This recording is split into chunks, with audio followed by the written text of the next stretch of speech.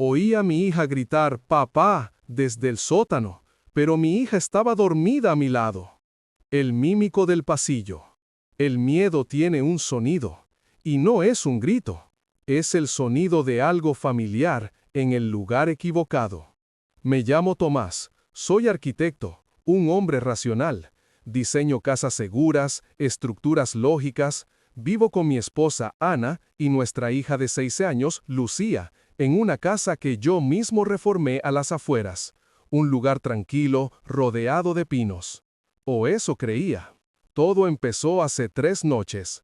Una tormenta eléctrica había cortado la luz en todo el valle. Estábamos a oscuras, iluminados solo por los relámpagos. Ana ya se había dormido. Yo estaba en el salón, leyendo con una linterna disfrutando del silencio de la lluvia. Eran las 2:15 a.m. De repente, oí la voz. Venía de la planta de arriba, del pasillo. «Papá, ¿tengo sed?» Era Lucía. Su tono era inconfundible. Ese ligero ceseo en la S, esa forma de arrastrar la última vocal cuando estaba medio dormida. Sonreí. Dejé el libro. «Voy, cariño», dije, levantándome del sofá. Subí las escaleras. La madera crujía bajo mis pies. La casa estaba en silencio absoluto, salvo por el trueno lejano. Llegué al pasillo de arriba. Estaba negro como la boca de un lobo. «Lucía», susurré, «¿estás en tu cuarto?» «Sí, papá, aquí». La voz vino desde su habitación, al final del pasillo. La puerta estaba entreabierta. Caminé hacia allí. Entré en la habitación. Iluminé con la linterna hacia su cama, esperando verla sentada, frotándose los ojos. La cama estaba vacía. Las sábanas estaban revueltas, pero frías. Un escalofrío me recorrió la espalda. «Lucía», llamé, un poco más alto. «¿Estás en el baño?» «Estoy aquí, papá». La voz vino de nuevo, pero esta vez no venía del baño. Venía de detrás de mí, desde el pasillo, justo al lado de la escalera por la que acababa de subir. Me giré bruscamente, apuntando con la linterna. No había nadie. El pasillo estaba vacío. El pánico empezó a burbujear en mi estómago. ¿Estaba jugando al escondite a las 2 de la mañana? «Lucía, esto no tiene gracia. Sal ahora mismo». Silencio. Y entonces oí algo que me heló la sangre. Un sonido húmedo, como pies descalzos y mojados caminando sobre el parqué. Plap, plap, plap. Venía del piso de abajo, del salón, donde yo estaba hace un minuto. Bajé corriendo. «¡Ana!», grité, pensando que quizás mi esposa se había levantado. Llegué al salón. Iluminé con la linterna. Nadie. Pero la puerta del sótano estaba abierta. Yo siempre cierro esa puerta con pestillo. Siempre, porque guardo herramientas peligrosas allí. Me acerqué. El aire que subía del sótano estaba helado y olía a ozono y a tierra mojada. «Papá, ayúdame, me he caído». La voz de Lucía venía de abajo, del fondo de las escaleras del sótano. Sonaba pequeña, asustada, llorosa. Mi instinto de padre se disparó. El miedo desapareció, reemplazado por la urgencia. Se había caído. Puse el pie en el primer escalón. «Ya voy, Lucía, no te muevas». Estaba a punto de bajar. Mi mano estaba en el pasamanos. Y entonces sentí una mano en mi hombro. Grité y me giré, casi golpeando con la linterna. Era Ana, mi esposa. Estaba pálida, con los ojos desorbitados, sosteniendo una vela. ¿Y en sus brazos? En sus brazos, profundamente dormida, estaba Lucía. Me quedé paralizado. Miré a mi hija en los brazos de mi esposa. Miré su pecho subir y bajar rítmicamente. Estaba dormida. Había estado dormida todo el tiempo. «Tomás», susurró Ana, temblando. ¿Con quién estás hablando?» El mundo se detuvo. Si mi hija estaba aquí, ¿quién estaba en el sótano? Miré hacia la puerta abierta del sótano. La oscuridad parecía sólida. Y entonces, desde abajo, la voz volvió a hablar. Pero ya no sonaba asustada, sonaba impaciente. Papá, baja, casi lo tenías, casi bajas. No era una grabación, había respondido a mi silencio. Ana ahogó un grito, tapándose la boca. Lucía se removió en sus brazos, pero no despertó. Retrocedí lentamente. Agarré a Ana del brazo y la empujé suavemente hacia la puerta de entrada. «Sal», susurré. «Al coche, ahora». «¿Qué es eso?», lloró ella en silencio. «No lo sé, sal». Mientras retrocedíamos, la voz cambió. Dejó de ser la de Lucía, se convirtió en la mía. «Ana, cariño, ¿a dónde vas? Vuelve a la cama».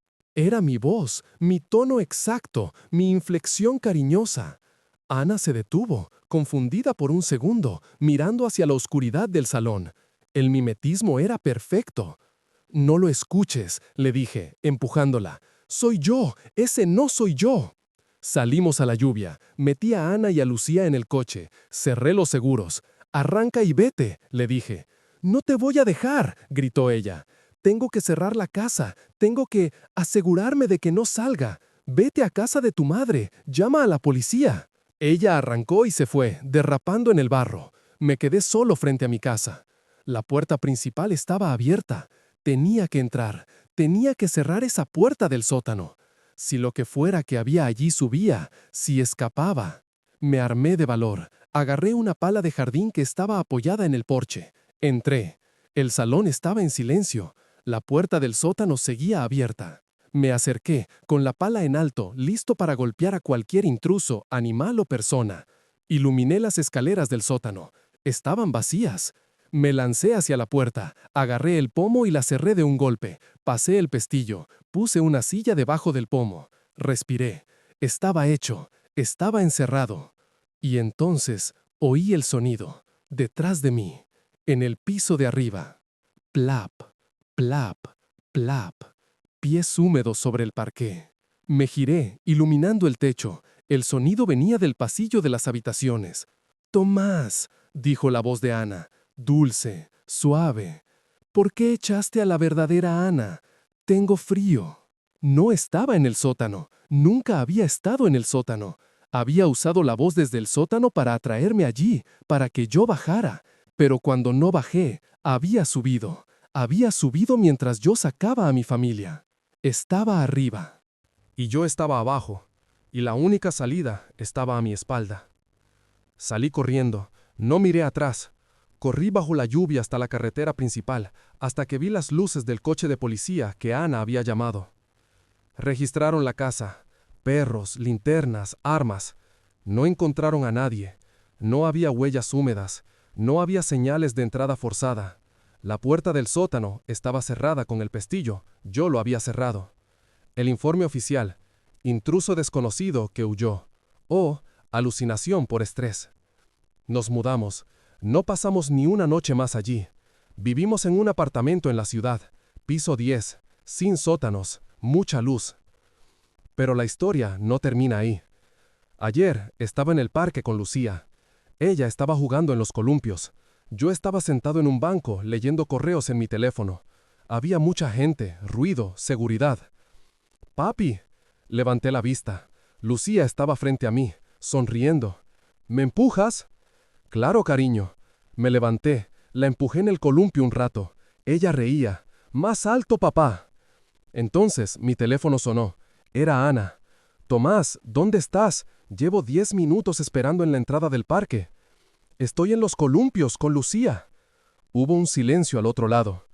«Tomás», dijo Ana, su voz temblando. «Lucía está aquí conmigo. Está comiendo un helado». Se me cayó el teléfono. Miré al columpio. La niña a la que estaba empujando se giró. Tenía el pelo de Lucía, la ropa de Lucía. Pero cuando me miró, sus ojos no eran de niña. Eran antiguos, oscuros, vacíos. Y su sonrisa se ensanchó demasiado, más allá de lo que permite la anatomía humana. «Casi, papá», dijo, con la voz de mi hija. «Casi te vienes conmigo esta vez». Parpadeé, y el columpio estaba vacío. Solo se movía suavemente con el viento. No sé qué es, no sé qué quiere, pero sé que no está atado a la casa. Está atado a nosotros, a nuestras voces, y está aprendiendo. Cada vez se acerca más, cada vez es mejor actor. Ahora tenemos una palabra de seguridad en la familia. Antes de abrir una puerta, antes de responder a una llamada desde otra habitación, decimos la palabra. Si la voz no responde con la palabra correcta, corremos. Pero tengo miedo, porque ayer, mientras me duchaba, oí mi propia voz justo al otro lado de la cortina, susurrando la palabra de seguridad.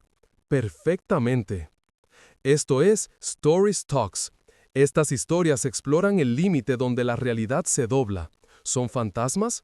¿Es la mente rompiéndose? ¿O hay dimensiones que se tocan en la oscuridad?